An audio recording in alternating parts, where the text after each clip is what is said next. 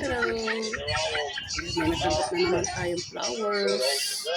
Thank you, Naya. Homemade flowers. So, siya nagawa. O, diba? Yun, ipahabot tayong flowers para sa Valentine's Day. Tapos yan, meron na siyang chocolate. Kasamang chocolate. Ito siya lang nagawa. Diba? Ang galing. Ang galing ng gumawa. Thank you, Naya. Tapos yung nandun siya pasalubong na. Ayan. Ano? Galing probinsya daw. Dalawa siya. O, diba?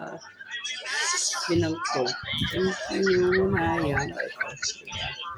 Galing mo talaga. Para siya na natin ay maganito ganito. Flowers.